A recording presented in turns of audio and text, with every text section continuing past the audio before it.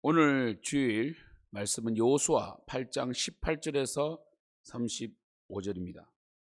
여호와께서 여호수아에게 이르시되 내 손에 잡은 단창을 들어 아이를 가리키라. 내가 이 성읍을 내 손에 넘겨주리라. 여호수아가 그의 손에 잡은 단창을 들어 그 성읍을 가리키니 그의 손을 드는 순간에 복병이 그들의 자리에서 급히 일어나 성읍으로 달려 들어가서 점령하고 곧 성읍에 불을 놓았더라. 아이 사람이 뒤를 돌아본 적 그 성읍의 연기가 하늘에 닿은 것이 보이니 이 길로도 저 길로도 도망할 수 없이 되었고 광야로 도망하던 이스라엘 백성은 그 추격하던 자에게로 돌아섰더라. 여호수아와 온 이스라엘이 그 복병이 성읍을 점령함과 성읍의 연기가 오름을 보고 다시 돌이켜 아이 사람들을 쳐 죽이고 복병도 성읍에서 나와 그들을 치매 그들이 이스라엘 중간에 든지라. 어떤 사람들은 이쪽에서 어떤 사람들은 저쪽에서 쳐 죽여서 한 사람도 남거나 도망하지 못하게 하였고 아이 왕을 사로잡아 여호수아 앞으로 끌어왔더라. 이스라엘이 자기들을 광야로 추격하던 모든 아이 주민을 들에서 죽이되 그들을 다 칼날에 엎드려지게 하여 진멸하기를 마치고 온 이스라엘이 아이로 돌아와서 칼날로 죽임에 그날에 엎드러진 아이 사람들은 남녀가 모두 12,000명이라. 아이 주민들을 진멸하여 바치기까지 여호수아가 단창을 잡아 들 손을 거두지 아니하였고 오직 그 성읍의 가축과 노력한 것은 여호와께서 여호수아에게 명령하신 대로 이스라엘이 탈취하였더라.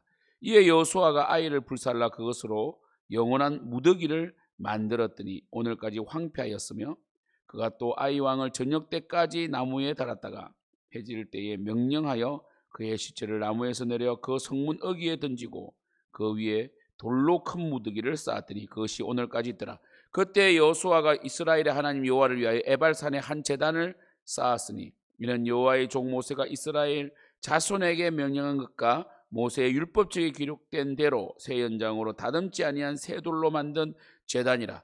무리가 여호와께 번제물과 화목제물을 그 위에 드렸으며 여호수아가 거기서 모세가 기록한 율법을 이스라엘 자손의 목전에서 그 돌에 기록하며 온 이스라엘과 그 장로들과 관리들과 재판장들과 본토인뿐 아니라 이방인까지 여호와의 언약궤를 맨 레위 사람 제사장들 앞에서 그의 좌우에 서되 절반은 거리심산 앞에 절반은 에발산 앞에 섰으니 이는 전에 여호와의 종 모세가 이스라엘 백성에게 축복하라고 명령한 대로 함이라.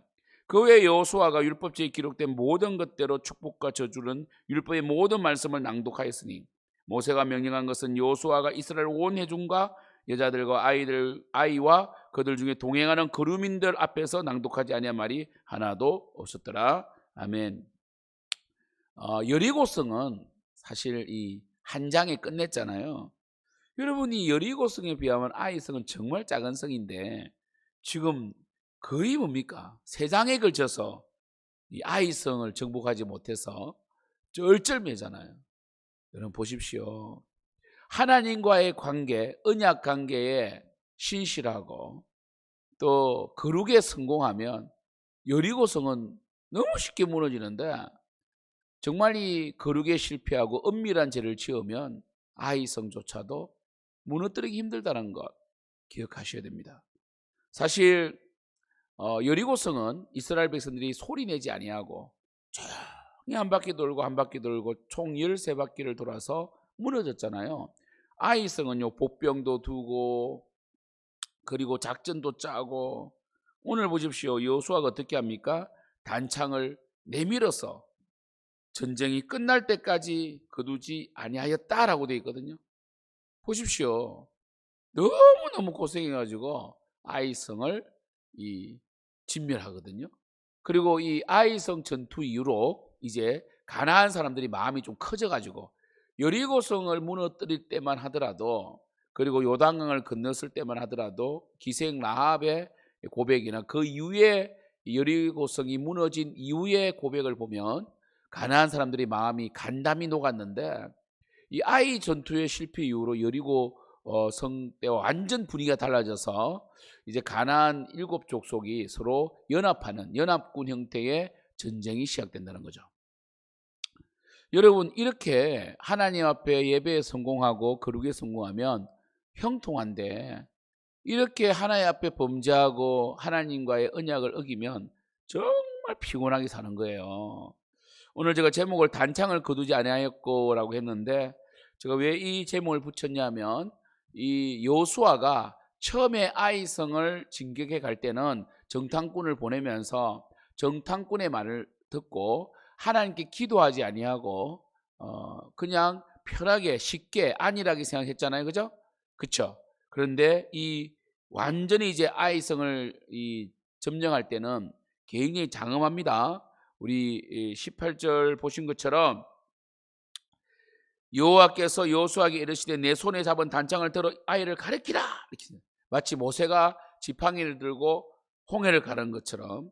그리고 마치 출애굽기 17장에 모세가 아말렉과의 첫 전투에서 여호수아는 밑에서 전쟁을 하고 있고 모세는 산 위에서, 모세가 손을 올리면 전쟁에서 이기고 피곤하여 손을 내리면 전쟁에서 짐으로 아론과 훌이 손을 받들어 바쳐서 전쟁에 승리케 했던 그 사건과 오버랩이 되는 거죠. 그래서 여호수아가 단창을 들어 아이를 가리키는 그 순간에 하나님께서 이 성읍을 내게 넘겨주리라 라고 했죠. 단창을 가리켜 세워 아이를 가리키는 것은 바로 하나님에 대한 복종. 여러분, 단창을 내민다 해가지고 전쟁에 승리하는 거 아니잖아요. 모세가 손을 이긴다고 해서 승리하는 게 아니잖아요. 근데 이깁니다. 바로 하나님께 대한 복종, 하나님께 대한 순종을 말합니다. 그리고 어떻게 했습니까? 26절에 아이 주민들을 멸절하여 바치기까지 여호수아가 단창을 잡아 든 손을 거두지 아니하였다.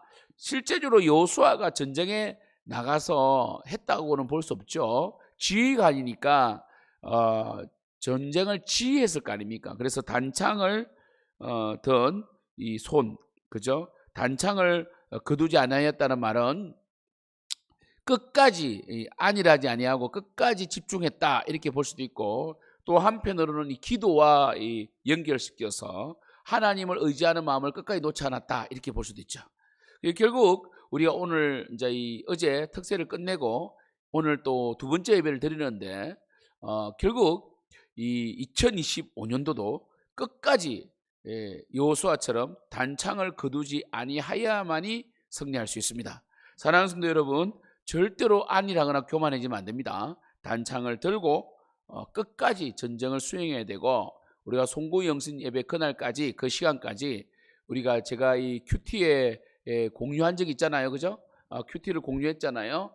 여리고성을 돌 때 잠잠하라, 그럼 마지막 날에 외치라. 그래서 저도 이 올해 2025년도 열심히 겸손하게 잘 섬기다가 12월 31일 마지막 날에는 와, 하나님 하셨습니다 라고 외치고 싶다는 거죠. 그래서 이 두려움과 여러 어려움들을 믿음으로 극복할 수 있도록 기도하고 잠잠히 하나님을 바라보는 2025년도가 되기를 축복합니다. 이제 여호수아는 아이성을 정복한 이후에 어찌 보면 첫 번째 실패이고 광야 이세대에게 첫 번째 불순종이었잖아요. 아간 사건이.